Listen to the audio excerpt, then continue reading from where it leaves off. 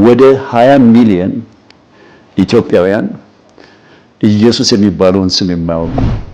ዋናው ነገር የሚያስፈልገው የመታዘዝ ሕይወት መተራበሰው ኢየሱስ ወዳድ ከማለት በፊት ማብረስ የምናስተምረው ትምህርት ትውልድን የማይደርስ ከሆነ ማህበረሰብን የማይለውጥ ከሆነ የክርስቶስ ወንጌል መሆኑን እኔ እጠራለሁ። ወንጌልን ለመስራትና በፍጥነት የወንጌልን አገልግሎት ለማገልገል 3 መሰረታዊ ነገር ንገረኝ ብለህ እንደው ምን ትነግረኛለህ? የተለወጠ ህይወት ለኔ ምንድነው? ሁለንተናው በእግዚአብሔር እውነታ የተገዛ ነው። የክርስቶስ ወንጌል አእምሮን ሰው ልብን ሁሉ የሚለውጥ ይገባል ማለት ነውና እንደው በድሮውና አሁን ደግሞ እናንተ በምትሰሩት የወንጌል ስራ ውስጥ ያለው ልዩነት ምንድነው? የሰላም ሰው ግን እግዚአብሔር በዛ ማህበረሰብ ተጽዕኖ የሚያመጣበትና የሚጠቀምበት ሰው ነው።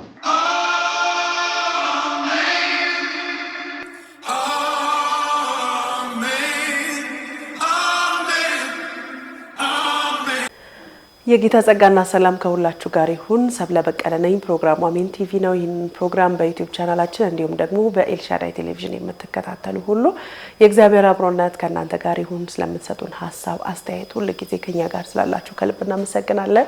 ለቻናላችን አዲስ ከሆናችሁ የአሜን ቲቪ ዩቲዩብ ቻናልን ሰብስክራይብ እንድታደርጉ እንዲሁም በተለያዩ የማህበራዊ አማራጮች ከኛ ጋር አብራችሁ የወንጌልን ስራ እንድትሰሩ ፎሎ እንድታደርጉን ሰብስክራይብ እንድታደርጉን በጌታ ፍቅር ጠይቃችኋለሁ። ሰብለ በቀለ ከአሜን ቲቪ የፕሮዳክሽን ባለሙያዎች ጋር አብሬ ቆይታ አደርጋለሁኝ። አሁን የምገኘው በሻካ አናላይቲክስ ነው ማለት ነው። እንግዲህ ስለ ሻካ ስናወራ ደግሞ ኮልቱጎ ሚኒስትሪ ሰፊ ስራ በኢትዮጵያ የወንጌል አገልግሎት ውስጥ እየሰራ የሚገኝ ሚኒስትሪ ነው ማለት ነው። እንግዲህ በዚህ በኢትዮጵያ እየተሰሩ ስላሉ ስራዎች እናነሳለን እንጫወታለን ማለት ነው። ከአቶ ጳውሎስ ጋር ቆይታ አደርጋለሁ። እንኳን ደህና ቆየ። እንኳን ደህና ቆያችሁ። መልካም ነው። ጌታ ይመስገን። እግዚአብሔር ይመስገን። እስቲ በአገልግሎቱ ውስጥ ያለ ኃላፊነት ምንድነው? ምን ያህል ጊዜስ ደግሞ በዚህ አገልግሎት ቆየ? በመጀመሪያ እኔ ጌታን አመሰግናለሁ። የሱ ምሕረት በስቶልኝ በዚህ አይነት ሁኔታዎች የእግዚአብሔር መንግስት ውስጥ ኢንቮልቭ እንዳደርግ የሱ በጎ ፈቃድ እኔ ስለበዛልኝ እሱን አመሰግናለሁ። በሁለተኛ ደረጃ ደግሞ ውድ ባለቤቴንም አመሰግናለሁ። ሳክሪፊሻሊ ይሄንን ሚኒስትሪና ይሄንን አገልግሎት ሳፖርት ስለምታደርግ። በመጨረሻም ደግሞ አብሮኝ የሚወጡ የሚገቡ ወንድሞች እህቶች አሉኝ። ስለነሱም ጌታን አመሰግናለሁ። ጳውሎስ በአሰፋ እባላለሁ። ምኖረው ካንሳስ ነው። በሰንፍላወር ባይብል ቸርች ውስጥ ጌታን ማመልከው። ይሄን አገልግሎት እንድጀምር የእግዚአብሔር ሐሳብና ፈቃድ ሲሆን በመጀመሪያ ደረጃ ዳይሬክሽን እንዲኖረኝ ብዙ ነገር አላውቅም ነበር። ከኢትዮጵያም ከወጣው ብዙ ጊዜ ስለነበረ ግን በመጨረሻ ላይ ነገሮች ግልጽ እየሆኑልኝ ሲመጡ ወንጌል ባልደረሰባቸው ስፍራዎች በቋንቋቸው አገልጋይ በሌለበት ቦታዎች መጽሐፍ ቅዱስ በቋንቋቸው ባልተተረጎመ በእነኛ ህብረተሰብ መካከል ነው እግዚአብሔር አቅም ሰጥቶኝ አገልግሎት እንድጀምር ያደረገው። የመጀመሪያው ጊዜ ቻሌንጅ ነበር፣ ምክንያቱም ሰውንም አላውቅም ነበር። ግን በጸሎት መሃል ከአንድ ወንድሙ ጋር በዛብህ ከሚባል ወንድም ጋር ተዋወቅኩ። ያለኝን ሐሳብ ገለጽኩለትና እግዚአብሔር እንዴት በሉቃስ ወንጌል በማቴዎስ ወንጌል ምዕራፍ 10 በሰላም ሰው ተጠቅሞ ህብረተሰብን መለወጥም እንደሚቻል ያየሁበት አገልግሎት ነው። እንደው ምናልባት ከፓስተር ሙጋ ጋር እንግዲህ ወደዚህ አገልግሎት ተገናኘ።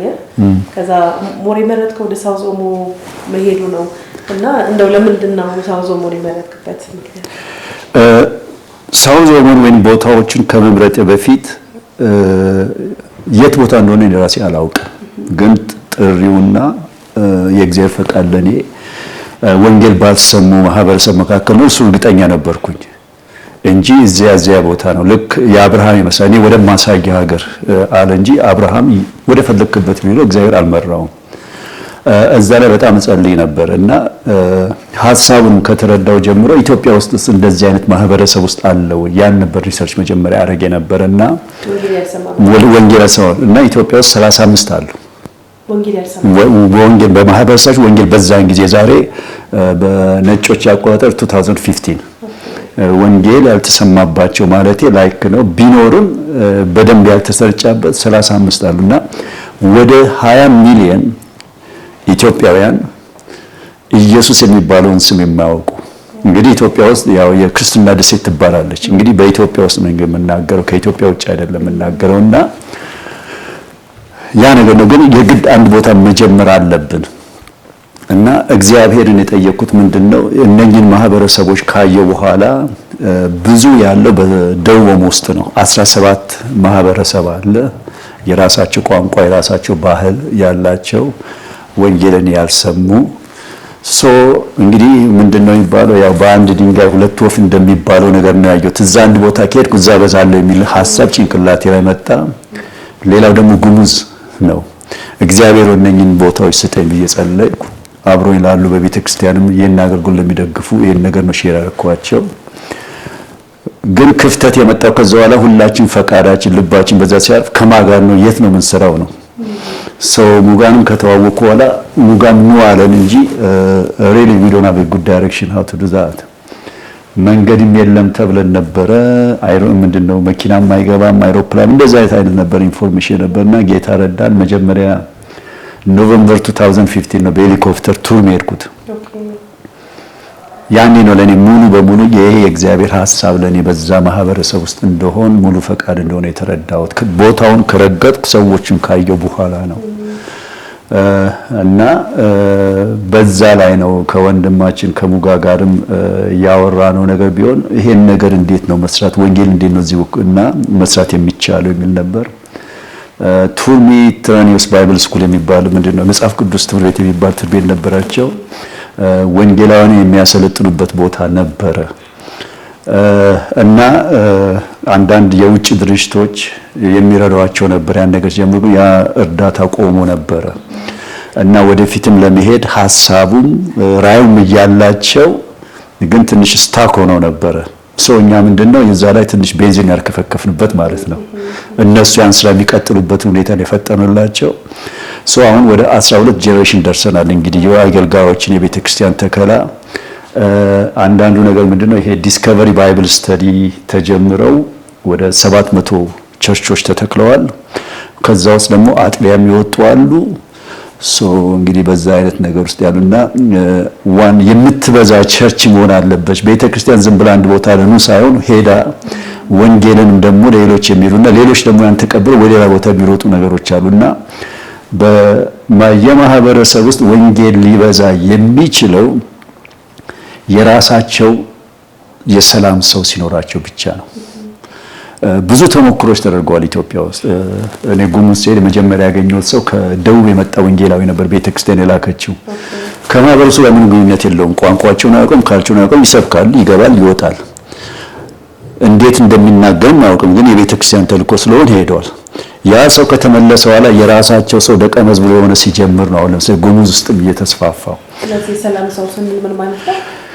የሰላም ሰው ሲሆን መጽሐፍ ቅዱስ ላይ እንደሚለው ምንድነው መጀመሪያ የተነገረው የሰላምን ሰው ፈልግ ይላል የሰላም ሰው አሁን አንዳንድ ሰዎች ሌላም ነገር ሲጠቀሙበት ያለው የሰላም ሰው ግን እግዚአብሔር በዛ ማህበረሰብ ተጽዕኖ የሚያመጣበትን የሚጠቀምበት ሰው ነው ያንን ሰው ደግሞ ለማግኘት ከውጭ የሆነ ኮኔክሽን ያስፈልገዋል እና ከዛ ሰው ጋር መገናኘት ለምሳሌ ደቡብ ውስጥ ከባለ አባቶችን ካላሸነፍሽ የፈለገ ብርታሽ ወንጌል አይደለም እነሱ የመከልከልን የመቃወም ኃይል አላቸው እነኚህ ሰዎች ግን ከተቀበሉ በነፃነት በዛ አካባቢ ወንጌል መሰራት ይቻላል ዋናው ነገር ግን እነኛን ኢንፍሉዌንሻል የሆኑ ሰዎችን ማግኘት ነው ብዙ ጊዜ ላይ እንደገና መጽሐፍ ቅዱስ ላይ ምንድነው ስለ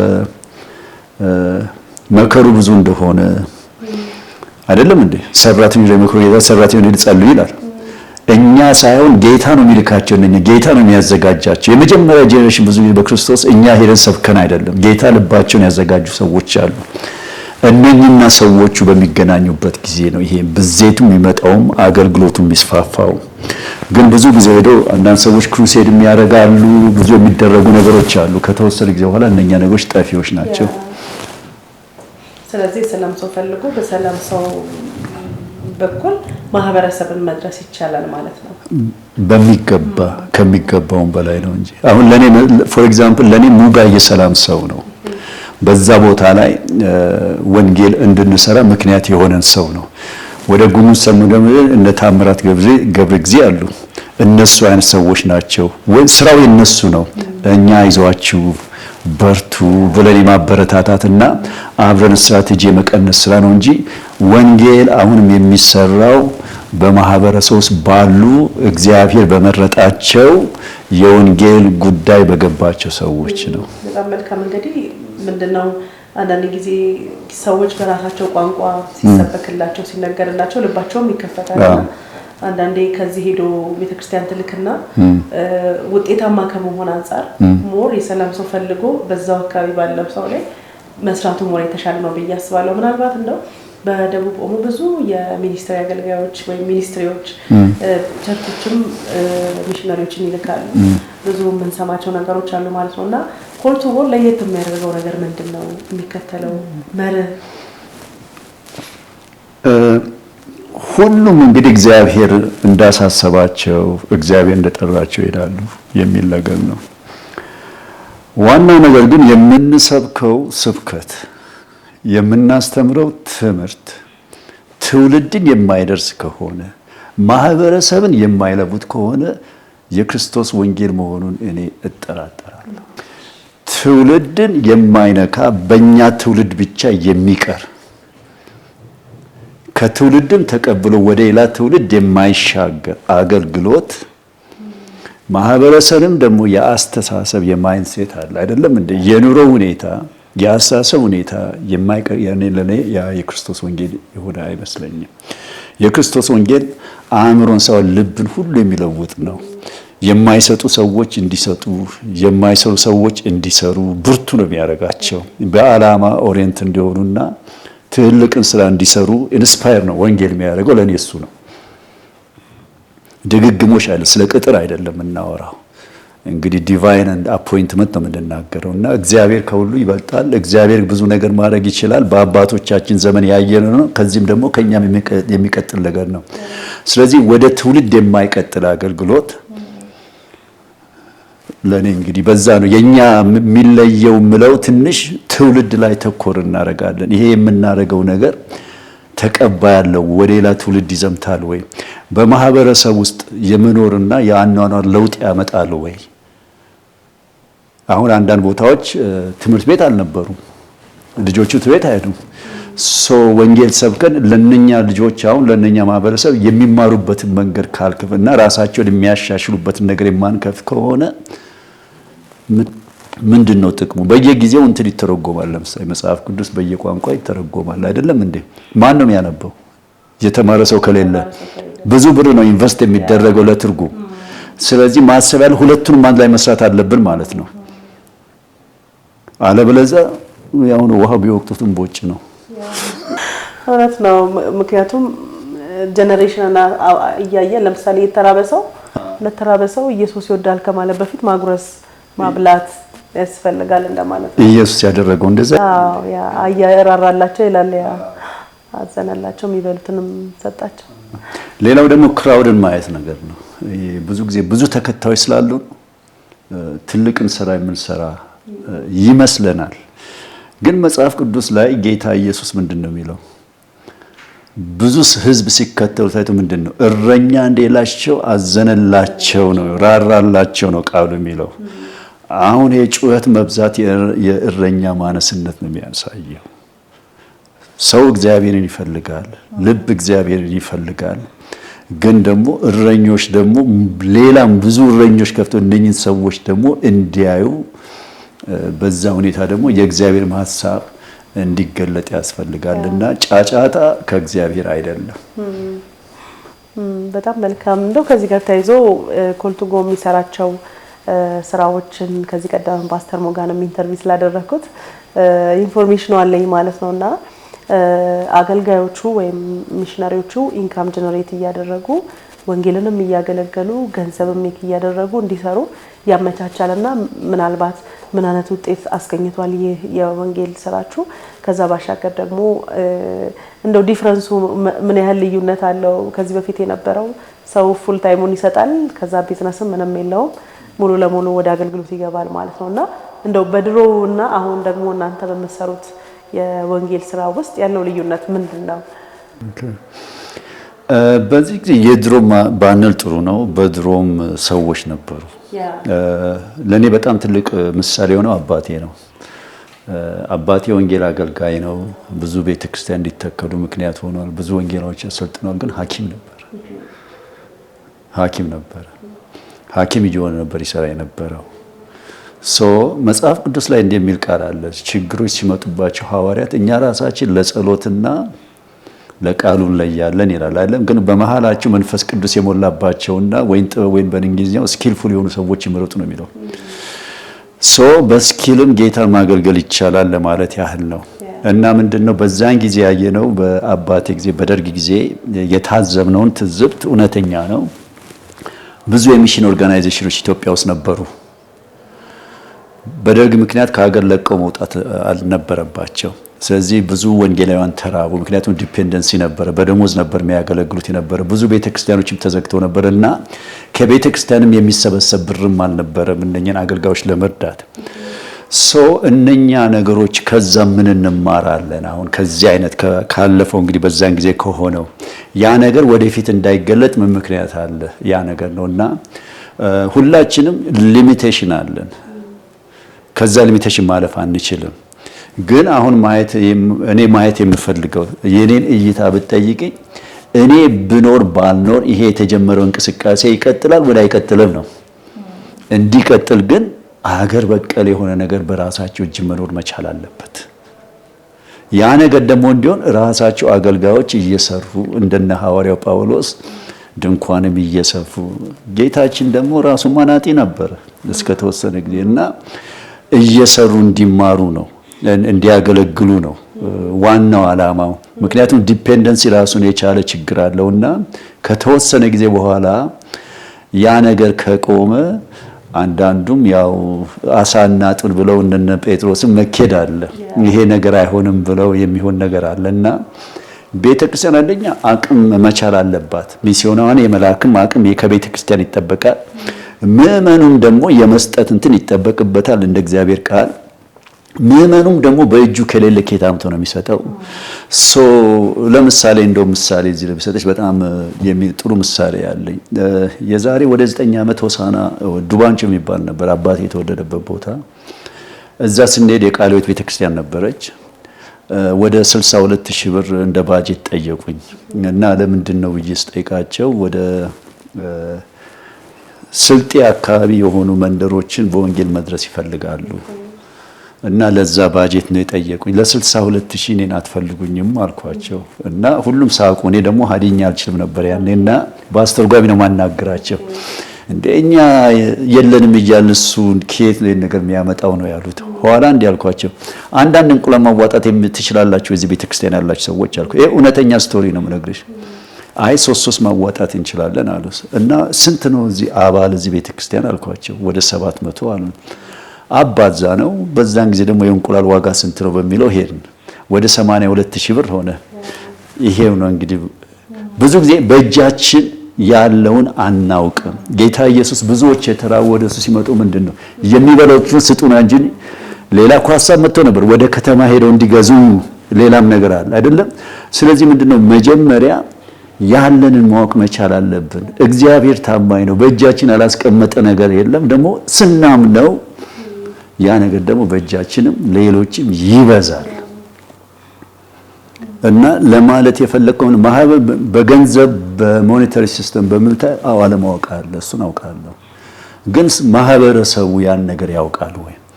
ወንዝ ዳር እየኖርኩ ተርብ ያለው ሰው ሲል አይገርምም እንዴ? ማረስን ማሳየት አያስፈልግም እንዴ?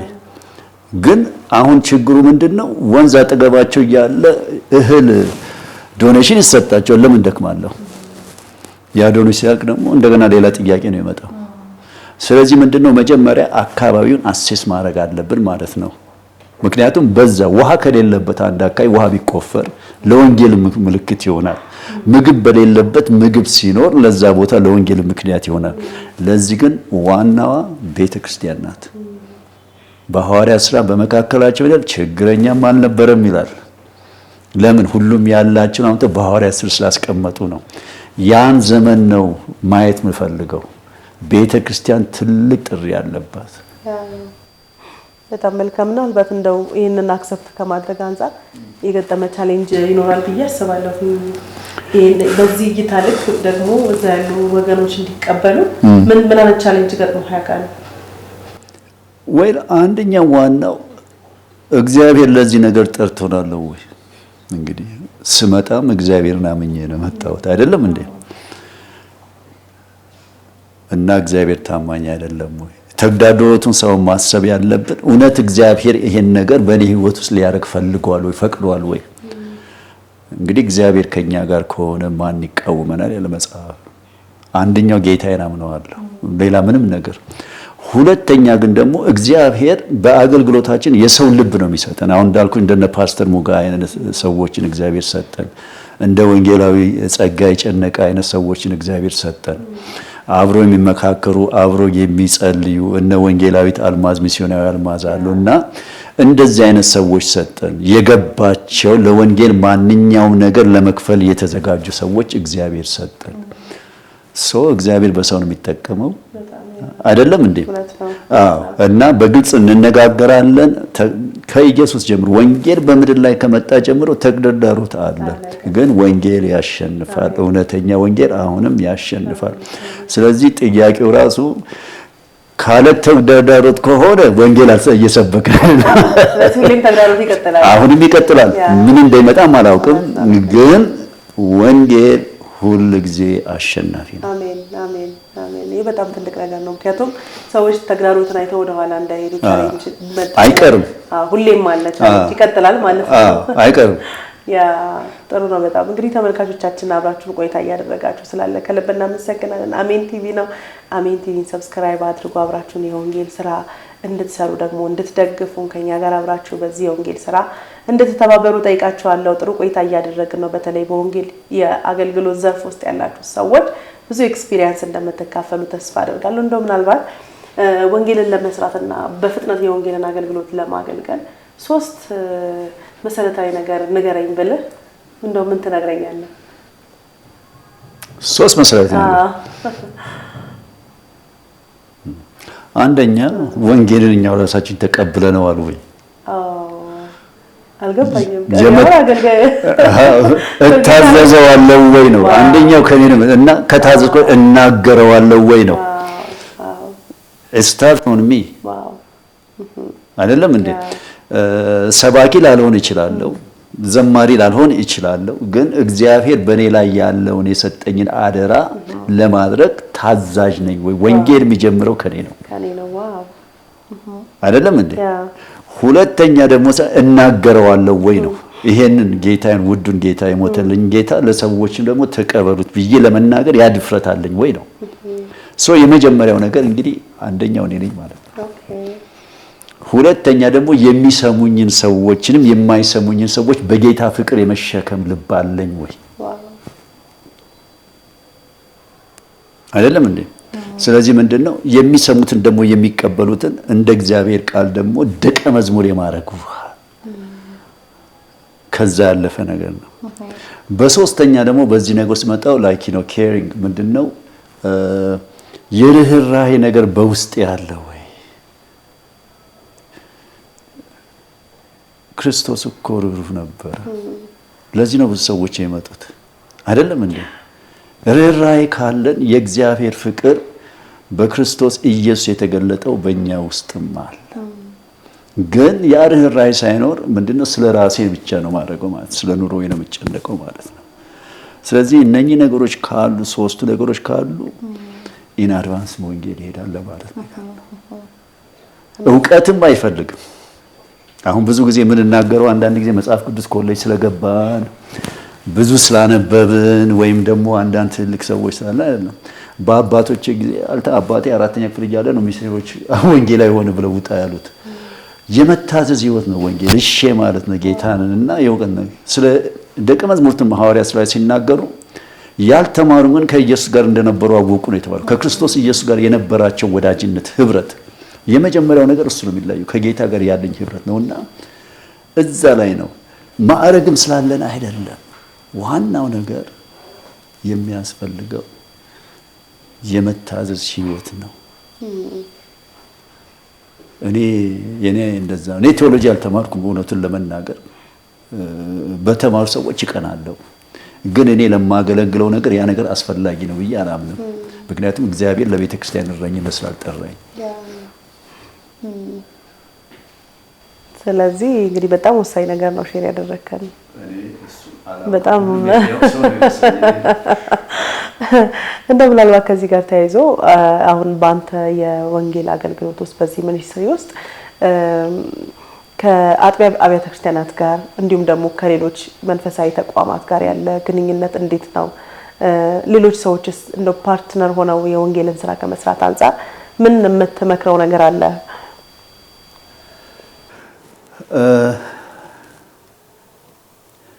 አንዳንድ ጊዜ በአንዳንድ ቦታዎች ብዙ ሪሶርሶች ሲባክኑ ያለው ለማለት የምፈልገው ምንድነው የሰዎች ሽሚያ ስለ ክርስቶስ መንግስት ሳይሆን ስለ ተቋማት የሚነገሩ ነገሮች አሉ። እሱ ያሳዝነኛል እውነት ለመናገር። ሰዎች በህብረት የእግዚአብሔር መንግስት ሆነው አይተዋል አይደለም? አብሮ በመስራት አለ አይደለም እንዴ? እኔና አብ እንደሆን ይላል ቃሉ አይደለም እንዴ? እነሱም ከኛ ጋር አንድ ይሆኑ ዘንድ ነው የሚለው ቃሉ። ያ አብሮነት አስፈላጊ ነው፣ ያ ህብረት። ስለዚህ ምንድነው የቤተ እምነትን ስም ከማጉላት ይልቅ የክርስቶስ ኢየሱስን ቢጎላ፣ የጌታ ኢየሱስ መንግስት ቢጎላ፣ ስም የሱ የይዘቱ ቢጎላ እኔ ደስ ይለኛል። ምንድነው ያ ነገር የሚያደርገው ምንድነው? ወንጌል ከመብዛት ይልቅ ወደ መደመርና ወደ መቀነስ ይመጣል። አሁን ብዙ ጊዜ በቤተ እምነት እዚህም ብቻ ነው በሌላም ቦታ ቤተክርስቲያን የምታድገው ቤተክርስቲያን ስል ህዝቡ ነው የሚያድገው አላል። ከአንዱ ቤተ እምነት ወደ ሌላ እምነት በመፍለስ ነው እንጂ በአዲስ ነፍሳት አይደለም። ያ ነገር ራሱ ቻሌንጂንግ ነው ለማለት ነው። ህብረቱ ለዛ ነገር አስፈላጊ ነው ማለት ነው።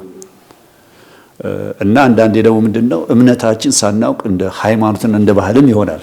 እኛ ያመንነው የክርስቶስ ህይወት ነው እንጂ ሃይማኖት አይደለም። ብዙ ሃይማኖቶች አሉ፣ ልምዶች አሉ። የኛ ህይወት ከልምድ በላይ መሆን መቻል አለበት። ስለዚህ ምንድነው ክርስቶስ ወደዚያ መጠን የጠፋውን ሊያድን ይላል አይደለም እንዴ? ስለዚህ ምንድነው 99ን እኛም ትተን አንዱን ፍለጋ የምንሄድበት ጊዜ አስፈላጊ ነው። አንዳንዴ ብዙ ጊዜ በ99 እንሟሟቃለን፣ አንዱ ግን ጠፍቷል በመካከላችን።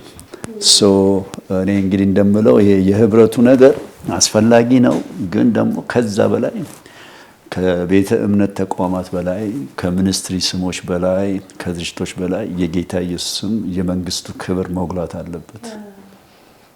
ያ ሲሆን ሁላችንም አንድ ላይ ነውና አንድ ዓላማ ይኖረናል። ቤተ እምነትም አስፈላጊዎች ናቸው፣ ድርጅቶችም አስፈላጊዎች ናቸው። ዶንት ጌት ሚ ሮንግ ዛት። ግን ምንድነው ሪሊ ኮር ቫልዩ እያሳየን እያለን የምንሄደው? ቤተ ተቋም ስለበዛም የጌታ መንግስት ተስፋፋ አይባልም። ድርጅት ስለበዛም የጌታ መንግስት ተስፋፋ አይደለም። ሁለቱም የየራሳቸው ኮር የሆኑ ቫልዩዎች አሏቸው። ያ ነገር የክርስቶስን ቃል ማፈን የለበትም፣ የክርስቶስ ኢየሱስን መንገድ መዝጋትም የለበትም።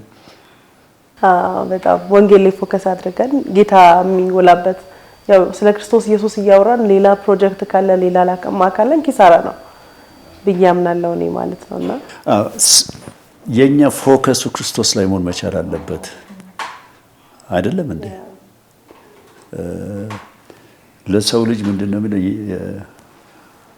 ለወፎች የሚያድሩበት ምንድነው ጎጆ አላቸው ይላል፣ ለቀበሮች ጉድጓድ አለ፣ ራሱን ግን የሚያሳርፍበት ቦታ ይላል። ይሄ እንግዲህ መድናችን ነው የተናገረው፣ መድኃኒታችን ነው የተናገረው አይደለም እንዴ? እኛስ አሁን በዛ ውስጥ ነን ያለነው ወይ? ወይንም ጳውሎስ በዛ ነገር ውስጥ ነው ያለነው ወይ? እኔ ለራሴ ነኝ ወይስ ለመንግስቱ ነው የምኖረው? እና የኔ ሜን ፎከሱ ምንድን ነው? ሰው ቅድም ወዳልኩበት ነው። ወንጌል ምንድነው ሲባል እኔነትን የማይጠይቅ ወንጌል አይደለም። አንዳንዴ ወደ ጫካም ሂዱ ሊለን ይችላል እንግዲህ ማለት ነው። አንዳንዴ ምንም አበላላቸውን ስርዓታቸውን ከማናውቃቸው ከምንጠየፋቸው ሰዎች ማርጂናላይዝ ከሆኑ ሰዎች ጋር መካከል እንድንገኝ ነው። ሰው ደግሞ ለእኔ ኢንስፓይሬሽን ነው። ሕዝቅኤል በስደተኞች መካከል ተቀምጬ ሳለሁ ሰማይ ተከፍተው አየሁ ይላል። ቤተ መንግስት ውስጥ አይደለም። እኛም ዛሬ ሄደን ችግሩ ያለበት መሃል ቁጭ ብለን ጌታን ብናይ በስንት ነገር ኢንስፓይሬሽን እንሞላለን ያን ነገር ለመለወጥ። ስለኔ ራእይ ወይንም ደግሞ ዲቫይን አፖይንትመንት ቦርድ ሩም ሳይሆን ሪቨሌሽን ነው ብዬ ነው ማምነው። ሰዎች ተመካክረው እንዲያርግ ተብሎ የሚመጣ ነገር አይደለም፣ ከላይ ነው የሚመጣው። ያ ሰው ግን ለመጣበት ሐዋርያው ጳውሎስ ምንድነው ለተገለጠልኝ ራእይ እምቢ አላልኩም ከደምና ከስጋ ጋርም አልተማከርኩም ይላልና ዋናው ታማኝነታችን ዋናው መልስ መስጠት ያለብን ለጌታ ነው፣ ለተናገረ ነው፣ ላሳየን ነው። ብዙ ጊዜ ሌላው ነገር ያኛውንም ጌታ ያስገዛልናል። if we do that so first comes God whatever it is። በመስሪያ ቤቴ ክርስቶስ ኢየሱስ የመጀመሪያው ነው ወይ? በቤቴ ክርስቶስ የመጀመሪያው ነው ወይ? በልጆች ካለኝ ጋር ግንኙነት ክርስቶስ የመጀመሪያው ነው ወይ? በቤተ ክርስቲያን ውስጥ በማሳልፍበት ነው ክርስቶስ የመጀመሪያው ነው ወይ? አለበዛ የስጋን ነገር ማየት እንጀምራለን ማለት ነው። ስለዚህ ወደ ራሳችን እንድንመለከት የሚያደርግ ነው እንድናየው። ሂዱ ነው የተባለው እንጂ ሂድ ብቻ ወይ ሂጂ አልተባልሽ። መልእክቱ ለሁላችንም ነው። ግን ሁላችንም ደግሞ ሄደን ወንጌል እንድንሰብክ ሳይሆን አንዳንዱ በገንዘብ እያሰባሰበ የሚረዳም አለ ለወንጌል። አንዳንዱ እንግዳን ተቀባይ አለ፣ አንዳንዱ የሚጸልይ አለ። ብዙ ነገር አለ ስለ ወንጌል ነገር የምንሳተፍበት ነው። ግን ሂዱ ሲባል ለሁላችንም ነው። የመንግስቱ ጥሪ የሌለው በክርስቶስ የዳነ ህይወት የለም ብዬ ማምን ሰው ነኝ እኔ።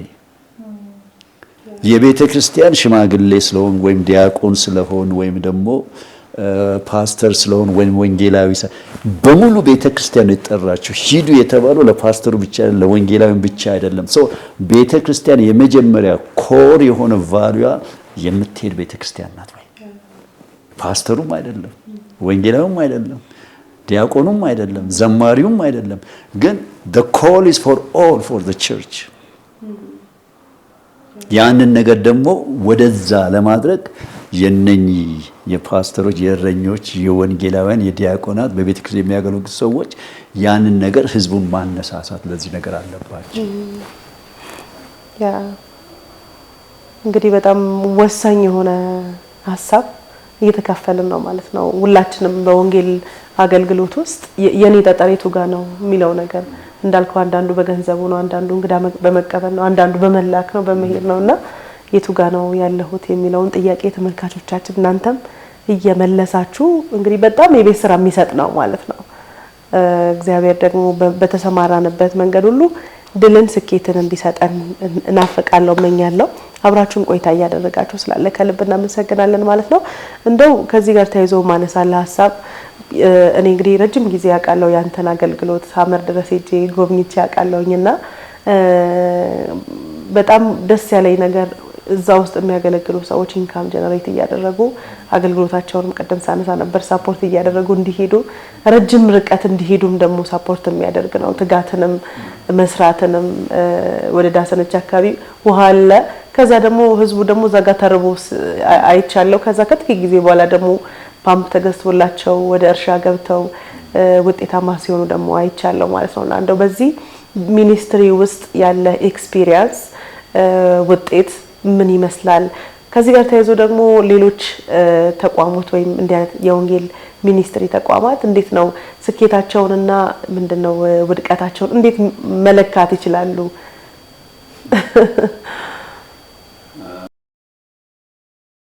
ባልት ጥያቄ ነው።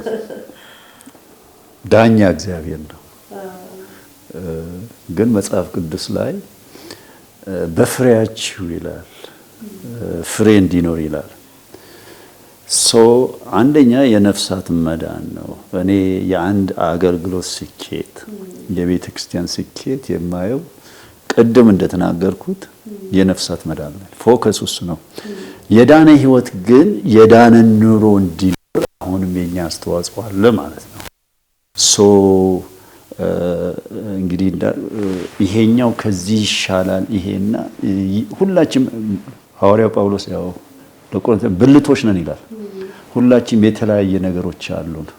ሁሉም ደግሞ አስፈላጊም ነው። ግን ምንድነው ማየት ያለብን?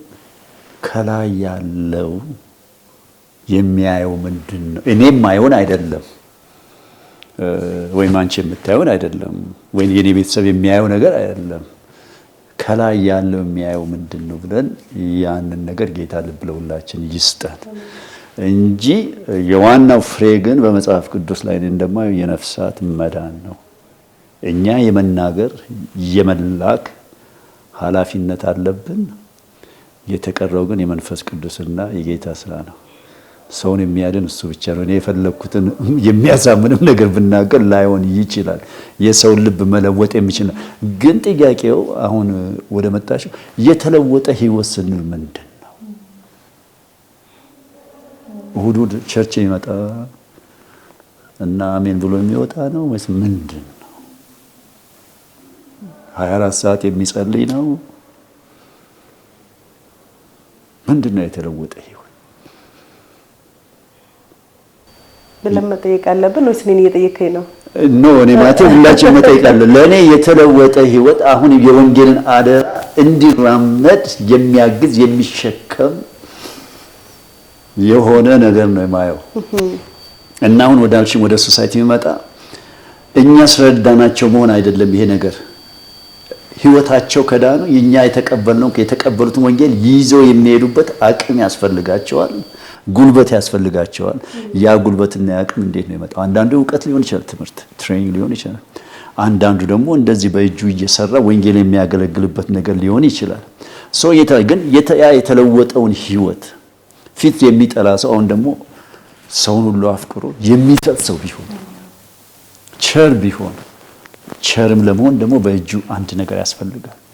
ስለዚህ በእኔ ጌታ እግዚአብሔር 3 ነገሮች ለብዙ ሰዎች በተለያዩ ሁኔታ የሰጠ ያለ ይመስለኛል። አንደኛ ልጁን ነው የሰጠን፣ ለሁለተኛ ጊዜን ነው የሰጠን፣ እስትንፋስንም ሰጥቶናል አይደለ? ለአንዳንዶቻችን ደግሞ ሪሶርስም ሰጥቶናል፣ አቅም። ግን ያ ሁላችንም የለንም። ስለዚህ ጊዜ ያለን ጊዜያችንን ብንሰጥ፣ ሪሶርስ አለ ገንዘብ እንደዚህ ጉልበት ያለን ገንዘባችንን ብንሰጥ፣ ያለን ስኪል ደግሞ የተማረ እውቀትም ካለን ያን ነገር ብንሰጥ፣ እንደዛ አይነት ነገር ከኛ ይጠበቃል። እና የተለወጠ ህይወት ለኔ ምንድነው? ሁለንተናው በእግዚአብሔር እውነታ የተገዛ ነው ማለት ነው። ለእግዚአብሔር ቃል እየተገዛ ነው። ፊት ምንድነው? የማይሰጥ ይስጥላል እግዚአብሔር ቃል። ህጉ ላይ የተለየ ነው። መቀበል ብቻ አይደለም እንዴ? ለመስጠት ከሄድ ነው የሚያመጣው። ስረቅ አልለውም እኔ ስራ ነው ብለው አይደለም እንዴ? መድከም አለበት ማለት ነው። ለመስራትም የሚነግደውም በጥሩ ሁኔታ ነግዶ ለእግዚአብሔር መንግስት መስጠት ይችላል። የሚያስተምረውም ደግሞ ትውልድን የሚያበቃ ነውና በደንብ ማስተማር አለበት ማለት ነው። የሚያክመውም ደግሞ በክርስቶስ ደግሞ ሩሩ እንደሆነ በደንብ ማከማል። ለኔ ያ ነገር ነው የተለወጠ ህይወት። ማህበረሰብን እንሸከማለን ማለት ነው። በሁሉም ደግሞ በማህበረሰብ ክርስቶስን እናስቀድማለን። እንደው ከዚህ ጋር ተያይዞ አሁን ያለንበት ቢሮ ራሱ ሻካ አንዱ ከሚኒስትሪ ከአንዱ ጥላ ነው ብዬ አስባለሁ። አንዱ ቅርንጫፍ ነው። ስለዚህ እንደው ካንተም ደግሞ ኤክስፒሪየንስ እናገኛለን ብዬ አስባለሁኝ እና ምናልባት እኔ እዚህ ስመጣ ማስተማር ብቻ ሳይሆን ወይም ደግሞ ሌሎች ራሳቸውን እንዲችሉ ማድረግ ብቻ ሳይሆን አንተም እያገለገልክበት ያለው ሚኒስትሪ ራሱን ችሎ እንዲያገለግል ምሳሌ ነው ብዬ ማስባለሁ ማለት ነውና እንደው በኮልቱጎ ሚኒስትሪ ምንድነው ሚኒስትሪው ራሱን ችሎ እንዲሄድ ኢንካም ጀነሬት እንዲያደርግ ምን እየተደረገ ነው ያለው? ከዛው ጋር ተያይዞ እንደው ሌሎች ሰዎች ካንተ ደግሞ ምን ይማራሉ? ምክንያቱም አንዳንድ ጊዜ እኔ በራሴ ሚኒስትሪ ሳይ አሜን ቲቪ የሚዲያ አገልግሎት ነው። በሚዲያ ስራ በብዙ እንታገላለን ካለን ከራሳችን እየታገለን የእግዚአብሔርን ስራ እንሰራለን። ሰምታይምስ ፓርትነሮች ሲመጡ አብረን በጋራ የወንጌልን ስራ ለመስራት እንሞክራለን። ግን ኢንካም ጀነሬት እያደረገ አሜን የራሱ የሆነ ፋይናንሻል ተጓዳኝ የፋይናንስ ድጋፍ ቢኖረው ቢዝነስ ቢኖረው ከሰዎች ለመጠየቅ አቅም አይኖረንም ማለት ነው። ምክንያቱም የወንጌልን ስራ በዛ ፋይናንስ በደንብ ለማሳለጥ ሰው ሰጠን አልሰጠን ጭንቀት አይሆንም ማለት ነው። ስለዚህ እኔም እንዳሜን ለመማር ነው ለመስማት ነው። ደግሞ ብዙ የወንጌል አገልጋዮች አሉ ኢትዮጵያ ውስጥ የእግዚአብሔርን ስራ እየሰሩ ያሉ ሚኒስትሪ ያላቸው የሚታገሉ አሉ ማለት ነው። እና እንደው ምን ይማራሉ ለማስቀጠል የወንጌልን ስራ ባላቸው ነገር? ለምሳሌ 100,000 ቢኖረኝ 100,000 ብር ይዤ በምን ልጀምር የሚሉ ሰዎች ይኖራሉ ነው። እንግዲህ ጌታም እኮ በምሳሌ ተናግሮናል። አንዱ 5 መክሊት ሰጥቷል፣ ሌላው 2 ለአንዱ ሰጥቷል እና ሶስቱም ኢየሱስ ያየበት ያን ምሳሌ ሲናገር የተለያየ ነገር አለ እና ምንድነው ምሳሌው ራሱ ኢንቨስትመንት አይደለም እንዴ? እንጂ ጌታ በተአምር ብር መስጠት ይችላል አይደለም እንዴ? እነ ጴጥሮስ መጥቶ ታክስ መክፈል ሲያቅታቸው ቀረጥ ግብር ምንድነው ያሉት? ሂዱና አሳ አጥምዱ ነው ያላቸው አይደለም እንዴ? እና ሲያመጡ በአሳ ውስጥ ምን ተገኘ? ስታት ምንድነው? አስታቴ እንግዲህ በደንብ ግልጽ አይደለም፣ ግን ምንድነው ያላቸው? ወስዳችሁ እሱን ክፈሉ ነው ያላቸው አይደለም? እነ ጴጥሮስ ምን አይነት ሰዎች ነበሩ? ፊት አሳ አጥማጆች ነበሩ። ወዴት ላካቸው? ወደ አሳ ማጥመድ ቦታ። እስኪል አላቸው ማለት ነው። እስኪል አላቸው። የምትገባሽ ይሄን ነገር ደግሞ የኔ ኢንተርፕሪቴሽን ነው፣ ልሳሳት እችላለሁ። ዛሬ ወንጌልን ብንሰብክ ላልዳኑት ብንመሰክር እንግዲህ ጌታ እነሱ ምንድነው አሳ ከመጣ ሰውን አጥማጅ ማድረጋቸው በዛ በሚድነው ህይወት ውስጥ ለቤተ ክርስቲያን ሲያዘጋጀውስ በረከት እናስተውላለን ወይ? ብዙ ጊዜ የኛ ወደፊት መሄድና መቅረት ማግኘት በመንግስቱ ስራ ውስጥ ነው ያለው። በእግዚአብሔር መንግስት ውስጥ ያለው ኢኮኖሚ የሚሆነው በሰው ነው። በዓለም ያለው በብር ነው የሚተመነው ወይም ደግሞ በንብረት ነው የሚታመነው አይደለም እንዴ? የክርስቶስ ኢየሱስ የመንግስቱ ኢኮኖሚ ሰው ነው። በዛ ሰው ውስጥ እግዚአብሔር ለመንግስቱ የሚሆነውን ነገር አስቀምጧል የሚል ነገር ነው ያለኝና ይሄን ነገር ስናገር የመንግስቱ ሲሆን እኛስ የማንን በኔ ውስጥ ያለው በሌላው ውስጥ ያለው እኔ ጌታ ነኝ ብዬ ዘምራለሁ አይደለም? ዘምራቸዋል አይደለም እንዴ? ንብረቴም ሁሉ ያንተ ነው ብዬ ዘምሬያለሁ አይደለም እንዴ? ያለኝን ሁሉ ሰጣለሁ ብዬ ዘምሬያለሁ አይደለም እንዴ? ግን ዛሬ ብትጠይቅ አደርጋለሁ ወይ? ቅድም ወዳልኩት ነገር ነው እኔ እየታዘዝኩኝ ነው ወይ የሚልና አንዳንዱ አድካሚ ነው። አንዳንዱን ነገር የሞከርነው አትሞክር የተባልኩት ነገርም አለ። ኢትዮጵያ ሄዶ አያድግም ሰውም ትበዘበዛለህ የተባልኩትም ነገር አለ እና ምንድነው እኔ ማድረግ የምችለው ወይም ደግሞ በኔ አካባቢ ያሉ ሰዎች እንግዲህ ሰውን የሚሰጥም እግዚአብሔር ነው። በኔ አካባቢ ባሉ ሰዎች ውስጥ ይሄን ነገር ምንድነው እኔ ማድረግ የምችለው? ምንድነውስ የሚጠቅመው?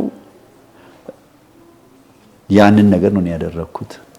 እዚህ አንዳንድ ምንድነው የማየው ነገር ብዙ ወጣቶች ስራ የላቸውም። ጥሩ ትምህርት የኮሌጅም የዩኒቨርሲቲ ትምህርት ተምረው እነኚህን ሰዎች ስራ ስለ ክርስቶስ ለመዋጀት ስራ ያስፈልጋል። እዛ ደግሞ ያለውበት አካባቢ ደግሞ አንዳንዴ ስራም ሰው ንቆ የማይሰራቸው ስራዎች አሉ። ወይም ደግሞ አንዳንዶች የሆኑ ሰው እኔ ካለውበት መስሪያ ቤት ወደዚህ ስራ አውትሶርስ እንዲሆን ነው ያደረግነው እና ምንድነው አንደኛ ኦፖርቹኒቲ ያለ ተብሎ ደግሞ ምንድነው ዝም ብሎ ገብቶ መዝፈንም አይደለም። ህግንም ማወቅ ያስፈልጋል። ቀረጥ መክፈል አለብን እንደሌላው ሰው። ሁሉን ነገር ህጋዊ ማድረግ አለብን። ለዚህ ሻካኔቲክስ እንደ ቢዝነስ በኢትዮጵያ ውስጥ ሙሉ ፈቃድ ያለው ግብር የሚከፍል እንደገናም ደግሞ ወደ 30 ሰዎች በዚህ በሻካኔቲክስ የሚያስተዳድር 35% ደግሞ ለጌታ ስራ የሚሄድ ነው ከፕሮፊት ይቻላል። ፊት አይቻልም የሚያሉኝ ሰዎች አሁን እንግዲህ ጌታ ታማኝ ነው ይቻላል ማለት ነው። እኔ ሌላ ቦታ የምኖር ዶክተር ከሆንኩኝ እዚህ አካባቢ ክሊኒክ ብከፍት ምን አለበት? እኔ ስለ ሕክምና የማወቅ ሰው ከሆነ ነገሩ ምንድነው? ይሄ የአለመተማመን ነገር አለ፣ የመጠራጠር ነገር አለ። በስፔሻሊ በእኔ ትውልድ የነበረ ሰው በብዙ አልፈዋል። እሱን እረዳለሁ። ግን እግዚአብሔር ከኛ የሚፈልገው ምንድን ነው? አይደለም እንዴ? ምንድን ነው ከጳውሎስ የሚፈልገው? እና ይሄ ኢንዲቪጁዋሊ ለእግዚአብሔር የምንሰጠው ነገር ነው። ሁለተኛ ደግሞ ያው ቅድም እግዚአብሔር በርን ከከፈተ ከፈተ ነው። የሚከፍትም እሱ የሚዘጋም እሱ ነው። ግን በርም ተከፈተ ተብሎ ደግሞ ዝም ብለን እንደፈለግን የምንዘፍንበት የምንሆንበት አይደልና ፕሪንሲፕል እንዲኖር ያስፈልጋል። at the end of the day ምንድነው እኔስ ማየት የምፈልገው አለ አይደለም እንዴ? አሁን ለምሳሌ ልጆችን አይተሻል። እኛን ልጆች አሁን ሰላሌ ዩኒቨርሲቲ ገብተዋል 2 አንድ ጂንካ ዩኒቨርሲቲ አለ፣ ሌሎችም እንደዚህ የሆኑና where those kids come from? አሁን እኛን ልጆች ሂዱና እዛ አካባቢ እርዱ ብል ነገ ነው የሚመጡት። ዲሳይፕል የማድረጉ ነገር ነው። ግን እነሱ እዛ ምን አይተው ኖሩ? ወተት ጠጥቶ የማያውቅ ወተት እየጠጣ እርሻ አትክልት አይተው የማያውቅ አትክልት እየበላ ያ ነገር ምንድነው አእምሯቸውን ይከፍታል ማለት ነው። ራሳቸውም ሰራተኞች ያደርጋቸዋል ማለት ነው። ስለዚህ ምንድነው የሚሰሩ ነገሮችና አንዳንድ ጊዜ አለማወቅም የምር ያላዩትን ሰው ያላየውን ነገር እንዴት ይፈልጋል? ስለዚህ በየቦታው በምንሄድበት ቦታውን አይተን እነሱ የሚፈልጉትን ነገር ወይም በእኛ አቅም ሊሰራ ይችላል ወይም ደግሞ ሌሎችንም እርዱን ብለን እንደዚህ አይነቶች ሁኔታ ስፔሻሊ በኤጁኬሽን ላይ በልጆች ኤጁኬሽን ትውልድ የሚቀይር እሱ ነገር ነው። ትልቅ ነገር ቤተክርስቲያን መስራት ትችላለች፣ ማህበረሰቡ መስራት ይችላል። እና ያ ነገር ነው እንግዲህ የሚታይ ለምንድን ነው መጽሐፍ ስጡ ይሰጣቸዋል የሚለው አይደለም እንዴ? ጌታዬን አምነዋል ወይ እንደዛ ብሎ የጻፈልኝን ሰው አይደለም እንዴ? ካልሰጠው አይሰጠልኝም ማለት ነው አይደለም እንዴ? ሌላ ደግሞ ጌታ በእኔ ውስጥ እንዲነግስ ፈልግ ለጌታም ቦታ መስጠት አለብኝ ማለት ነው። ያ ደግሞ እንዲሆን እኔም ደግሞ ትንሽ መልቀቅ አለብኝ ማለት ነው። ስለዚህ ምንድነው አብረንም ከምናገለግላቸው ሰዎች ጋር ከሌላውም ሰው ምንድነው ለሌሎችም ስራ ለእግዚአብሔርም ስፍራ መስጠት ለሌሎችም ስፍራ መስጠት መቻል ማለት ነው። unless we don't create a space we don't grow to God።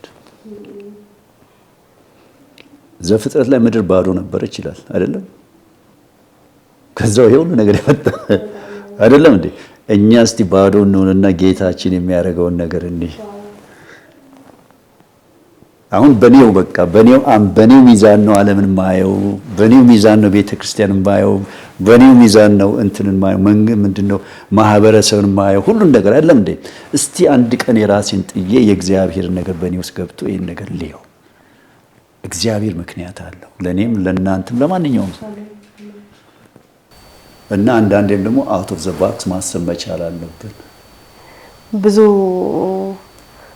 የቤት ስራ የሚሰጥ ነው እና ለራሳችንን ለእግዚአብሔር ስራ አሳልፈን በሰጠን ቁጥር አምላካችን እግዚአብሔር ሁሉን የሚችል አምላክ ነው፣ ሁሉን የሚሰጥ አምላክ ነው። እንዳልከው አንዳንዴ እንሰብካለን እንጂ ቃሉን ለመኖር ቻሌንጅ ያደርገናል እና ለሌሎች ነው የምናምነው ሌሎች እንዲድኑ ሌሎች እንዲባረኩ እንጂ እኛ ራሳችን ላይ ማመን በራሳችን ህይወት ውስጥ በጣም በጣም በጣም ወሳኝ ነገር ነውና ለሚዘራ ዘሪን የሚሰጥ ይላል ጌታ። አስቀድሞ እንደምትዘሪና እንደማዘሪ ያውቃል ማለት ነው። ለሚበላ የሚበላን ወይም እንጀራን የሚሰጥ ይላል። እኔ አይደለም እናገረው አይደለም እንዴ? ስለዚህ አንዳንድ ነገሩን የሰው ነገር ባናረገው እግዚአብሔር አይቶናል አውቆናል። ስለዚህ በእኛ ህይወት የሚያደርገው ልክ እኔነቴን በሚያይበት ሁኔታ ነው ልልሽ ነው የፈለኩት አይደለም እንዴ? አንዳንድ አካባቢዎች ሄጃለሁ ከዚህ ሌሎችም ሰዎች ሲናገሩ አንድ ቦታ ከተማን ብጠራ ሌላ ምን እንደሚመጣ ስለማላውቅ አንድ ቦታ ሄጄ ሰዎች ያናግሩኝ ነበር ለአገልግሎት እና ብዙዎቹ መጥተው የሚያናግሩኝ ቢኖረኝ ኖሮ የሚል ቃል ነበር እና ይሄን ነገር ለማድረግ ፈልጋለሁ እንደዚህ ነገር ብሎ ይነግሩኝ ነበር። በማግስቱ የእግዚአብሔርን ቃል ቤተክርስቲያን ሼር እንዳደረግ ተነገረኝ። አርስቴ ቢኖረኝ ኖሮ ነበር። እንደማናረግ ስላወቀ አልኖረንም። ምክንያቱም ጌታ እኮ ያውቃል፣ የምናደርገውን በሙሉ ያውቃል። ጌታ ታማኝ ነው። እኔ አይቻል የጌታ ታማኝነት እንደሱ ታማኝነት እንደው መኖር አቃተኝ እንጂ። ስለዚህ ምንድነው ከጥሪያችን ጋር የሚሄድ ከኛ የሚጠበቅ ነገር አለ። እግዚአብሔር ሂድ ብሎ እንደገና ደግሞ እንደዚህ ወደ ኋላ የሚጎትተን አምላክ። አንደኛ ጊዜን ሴንስ ማድረግ መቻል አለብን አይደለም እንዴ? አብርሃምን ጂፒኤስ አልሰጠውም። እዛ ቦታ ሄድ፣ እዛ ተራራ ሲሄድ ወይ እዚህ አካባቢ ቀበሌ ሄድ አለ። እኔ ወደ ማሳይ ሀገር ሂደ ነው ያለው። ማን ነው የሚሄደው? በአሁኑ ጊዜ እንደዛ አይነት ጥሪ ቢመጣበት እድሜ ልኩን ተንከራተተ፣ ግን አመነ፣ ጽድቅም ሆኖ ተቆጠረለት ይላል። በስንት መከራ ደግሞ በስተርጅና የመጣውን አንድ ልጅ ሰዋልኝ አለው። አልከለከለውም። ጥሪ ዋጋ ያስከፍላል። እምነታችንም ይፈተናል። የማይፈተን እምነት ጌታ ኢየሱስ ራሱ እኮ መጨረሻ ላይ ብትወድችም ጽዋ ከኔ ትለፍልኝ ብሎ ነበር። ግን ፈቃድህ ይሁን። የምንቀበለው መከራ ዛሬ ለማ ብለን ነው? ለጌታ ብለን ነው። በዛ ውስጥ የጌታ መጽናናት አለ። በዛ ውስጥ የጌታ ባርኮት አለ። በጊዜ ውስጥ የእግዚአብሔር ሪቨሌሽን አለ። በዛ ውስጥ አዲስ ነገር አለ። ስለዚህ ብዙ ጊዜ ነገሮችን ከሰዎች ጋር ባናገናኘው፣ የከሌ ነገር የከሊት ነገር ባይሆኑ የዚህ ቤተ እምነት የዛ እውነትን ብቻ ተሸክመን የምንዞር ጌታ ያርገን። አሜን፣ አሜን፣ አሜን። ጌታ ይባርክ። እንግዲህ ተመልካቾቻችን በብዙ እየተነካችሁ እንዳለ ተስፋ አድርጋለሁና አምላካችን እግዚአብሔር ሁሉን የሚችል አምላክ ነው። በተሰማራንበት የአገልግሎት ዘርፍ ውስጥ በተሰማራንበት የወንጌል እንቅስቃሴ ውስጥ ሁሉ ፕሮቫይድ የሚያደርግ የሚያዘጋጅ፣ የሚረዳ፣ የሚያግዝ፣ በሮችን የሚከፍት እሱ ነውና ጳውሎስ እንዳለው እንግዲህ ራሳችንን ባዶ አድርገን ለእግዚአብሔር መስጠት፣ ከዛ ሰው ስራውን ኮኔክሽኑን የሚሰጣል፣ ጊዜንም እድልንም ሁሉን ነገር የሚያመቻች አምላክ ነውና እግዚአብሔር ይባርክ። ብዙ እንግዲህ ተካፍያለሁ እኔ ለራሴ። እንደው በመጨረሻ ማስተላለፍ የምትፈልገው መልእክት ካለ፣ ልታመሰግናቸው የምትፈልጋቸው አካላቶች ካሉ እድል ሰጥሃለሁ ማለት ነው። መልእክቴ አንድ ነው። ጌታን ታዘዙት ነው፣ እንታዘዘው ነው። ሌላ ነገር የለኝም። በያለንበት ቦታ ሁሉ የጌታ ባሪያዎች እንሆን። ትንሽ ትልቅ ሳይል ከቤተ መንግስት ጀምሮ እስከ እንትን አንድ ንጉሥ አለን ሊከበር፣ እሱን እንስማው ነው። ሌላ አንዱን ጠርቼ አንዱን ባጎድል ይከብዳልና ሰው ግን ከሁሉ በላይ ይሄንን ነገር በእኔ ውስጥ ጊዜውን ሴንስ አድርጋ የሰጠችኝ ባለቤቴ ናት። ጥሪው እንዳለኝ አውቅ ነበረ። አንዳንዴ ደግሞ ጊዜውን ደግሞ አይታወቅም እና ያንን ደግሞ የምናይበት በእሷ በኩል ነው። ይሄ ነገር እኮ ያንተ ነገር ነው ብላ ጊዜው ሲደርስ ነገረችና ልጆቻችንን እኔ እንግዲህ እዚህ እየመጣው በሄድኩ ቁጥር እየተሸከመች ከዛ በላይ እርዳታ ምን እፈልጋለሁና እሷን በጣም አመሰግናታለሁ በጣም እና የመጣውበትን ቤተ ክርስቲያን እግዚአብሔር በጥበብ በእውቀት እና በሪሶርስ ሁሉ አብሮኝ ነው የቆሙት እና አንዳንዴ ምክርም ስፈልግ አንዳንድ ነገር ሲሆን በብዙ ነገር ከኔ የሚበልጡ ሰዎች ጋር ነው ያለሁትና እነሱም ደግሞ እንዲያምኑብኝ በእኔ ውስጥ ጌታን ስላመኑ ስላደረጉት ነገር ጌታን አመሰግናለሁ። ሌላ ከብዙ ሰዎች ጋር አንዳንድ ነገር ሰርተናል። ግን ለዚህ ጥሪ ምክንያት የሆነው ወንድማችን ፓስተር ሙጋ በዛብህ እንደሆነ ደግሞ አውቃለሁ። እንደሱ አይነት ሰፊ የወንጌል ሸክም ያለውን ሰው እግዚአብሔር በመንገዱ ስላሳየኝ ደግሞ ጌታን ስለዛ ሪሊ this guy is amazing guy እውነት ለምን እንዴት ብዬ ቃል የለኝም። ስለ ራሱ አይደለም ስለ ማህበረሰቡ የሚጨነቅ ሰው ነው። ለራሱ ቢፈልግ እዚሁ አዲስ አበባ አንድ ቦታ ቁጭ ብሎ ብዙ ነገር መስራት የሚችል ሰው ነው። ግን እኔ ባልሄድ ለዛ ማን ነው የሚመጣው ብሎ ብዙ ነገር ሳክሪፊሻሊ የሚሰራ ወንድም ነውና ስለሱም ስለ ቤተሰቡ ጌታን አመስግናለሁ። ሌሎች ጻድቃንን በመንገድ ትገናኛቸዋለህ ይላል እግዚአብሔር ጋርና እንጂ ጻድቃንን ፈልግ አይለኝም። ግን በመንገዴም ደግሞ የተገናኘኋቸው ብዙዎች አሉ። ስለነሱም ጌታ የተመሰገነ ይሁን። ሪሊ የአንዱን ስም ጠርቼ እንደዚህ ቢሆን ችግር ማአት ሰው even today I found somebody who's encouraging me እግዚአብሔር ይመስገን። ስላንቺም ጌታ የተመሰገነ ይሁን።